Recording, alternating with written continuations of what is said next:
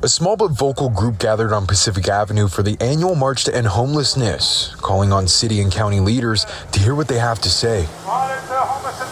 Our chants were things like stop the sweeps, stop the sweeps, stop the terror on the streets. Keith McHenry, co-founder of Food Not Bombs, explained that they had 3 demands: to reopen daytime services at Housing Matters, audit how homeless funding is being spent, and the biggest topic was a push to end the twice-weekly sweeps. I've lost all my belongings in 13 different sweeps where the police came and took everything. We have to replace those tents and sleeping bags and tarps often, and it's costing Food Not Bombs between $500 to $1,000 a month to handle the crisis of those people living on the street. Another big topic was Santa Cruz nonprofit Housing Matters shutting down its day services, which used to provide access to showers and mail. They say they're shifting their focus to permanent housing rather than drop-in services. The shelter being taken from us was a huge blow, but it's okay. Like we'll rebound from it. They've disrupted mail service, showers, and all these things, which are adversely affecting the homeless. In previous years, nonprofits like Housing Matters have helped sponsor the march, with reports estimating a 2023 budget of over $50,000. This year, Food Not Bombs says they put it together for under $300, highlighting a different approach and raising questions about how funding is used. Millions of dollars comes into Santa Cruz County to help the homeless, but we're not seeing millions of dollars of services for the homeless. And there's people dying because they don't have a house. They can't keep their stuff safe. They can't keep their family and their children safe. Nonprofits like Housing Matters say that funding is usually tied to specific programs, and often that gap makes it feel like the money isn't reaching the people. Now, we reached out to Santa Cruz Mayor Fred Keeley for a response. We have not heard back yet. Live in Santa Cruz, I'm Michael Rosales, KSBW, Action News 8. Alrighty, thank you so much, Michael. People have lost, cremated remains of family members. They throw everything away, and it's sad and it's destructive. And then maybe you could talk a little bit. You want to talk a little bit about the homeless union and what's going on with that? Yeah. So the Santa Cruz Homeless Union is part of the National Union of the Homeless, and we work together to fight against these harmful policies, ordinances that cities and counties, propose and pass in order to, again, further harm people. What we really need is housing services, mental health services, substance abuse services, but most importantly, the root cause of homelessness is the high cost of housing. And so if we ignore that fact and we just keep criminalizing people, we are not solving the problem. And if people in the community wanted to help out, how could they go about doing that? Contact the union? Yeah, that's a great question. So kindness matters. You can do things on your own. You can provide for people. You can keep an eye on these ordinances. We have a weekly Santa Cruz Homeless Union meeting located at the Red Church on Wednesdays at 3:30 p.m.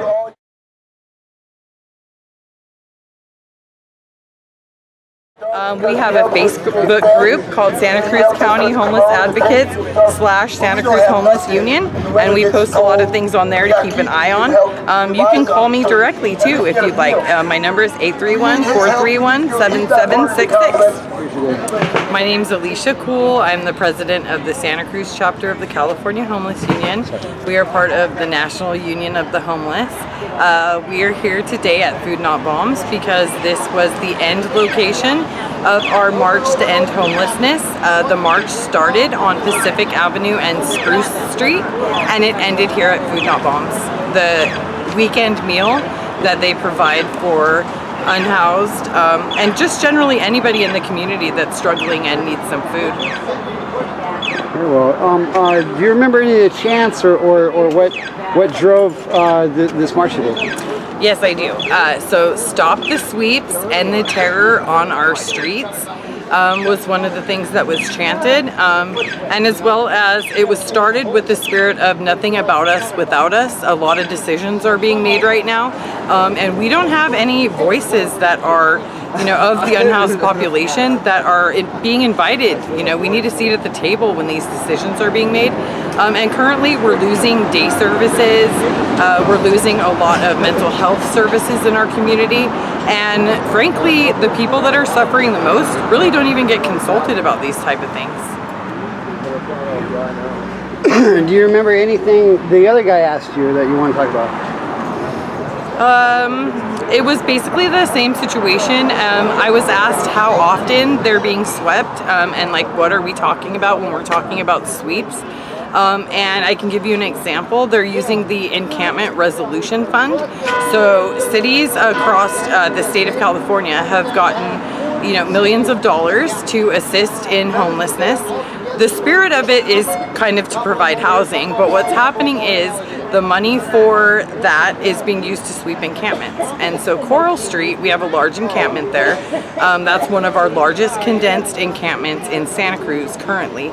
And on a weekly basis, between 1 and 2 times per week, the police are blocking off the streets and going through there and just throwing everybody's survival gear away. It's really counterproductive towards health and safety, because what happens is people lose survival gear, blankets, sleeping bags, medications, and it just puts people in further harm. And one thing that we're working with in the Santa Cruz Homeless Union is working against these harmful policies that would put people in further harm. If we don't have housing for people, we should acknowledge that and instead focus our efforts on helping people with their day-to-day needs and their basic needs so that they're not suffering while we don't have housing for them. And instead, what's happening is there's a huge focus on criminalization and making these people suffer more. And it's just really sad and disheartening to see. With that Ross Camp thing, talk about Ross Camp or Gateway Plaza and what kind of infrastructure did you provide? So when that happened, I acted as a liaison between a large homeless encampment of about 200 plus people and the city of Santa Cruz, because again, decisions were being made without consulting the people that lived there. And unfortunately, I can tell you kind of as an update to that, is there was just a news article posted, I think 2 days ago, talking about the loss of day services here. And one of the people that commented that the press were able to locate that was unhoused was one of our former plaintiffs from the Ross Camp. And so when the city said they wouldn't displace people without adequate placement, unfortunately, we still have people on the streets now that lived in that encampment. And you're right, that was years ago.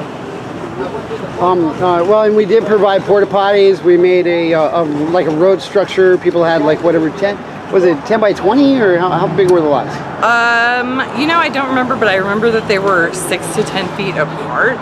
And that we had a spot for handicapped people that was closer to the restrooms, and so it was all done, with really people's needs in mind. We had 5 basic rules that everybody agreed to when we, started our own encampment after the Ross Camp was closed. That was Camp Phoenix, I think you're referring to.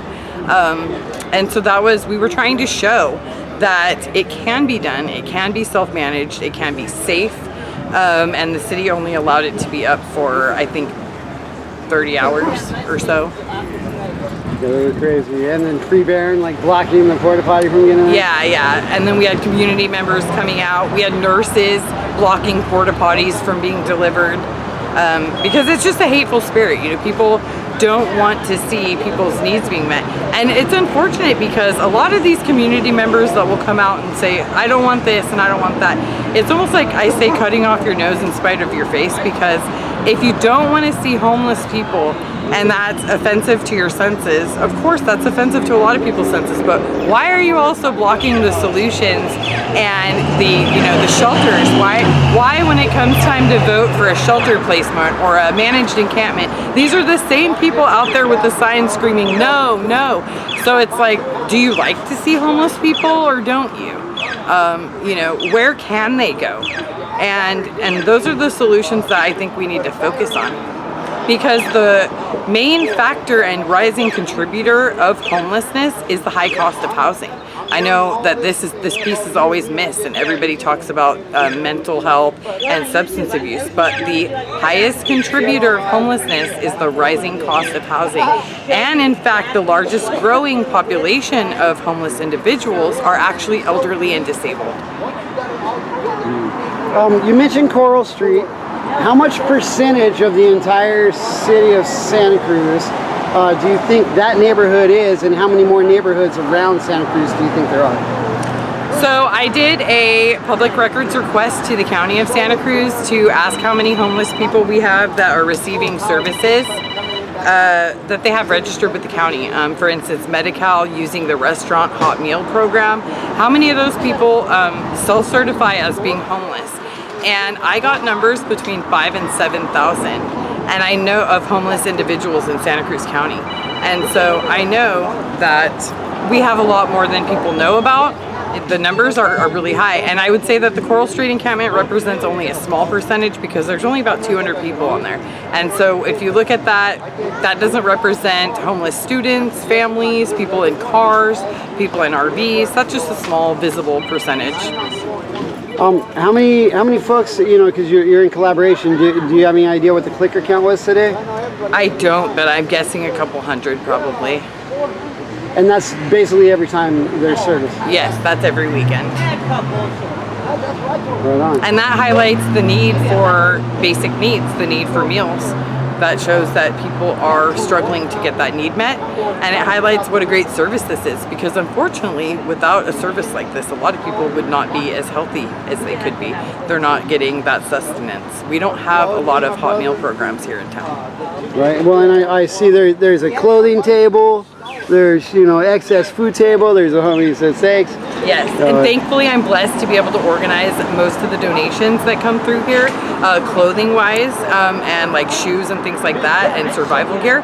So if you are interested in donating, you know, we do have a Facebook group. You can donate things here directly on the weekends, Saturday and Sunday.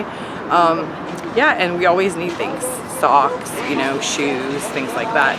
And there's a constant need for that in our community. Right. Sleeping bag, tents. Sleeping bags and tents.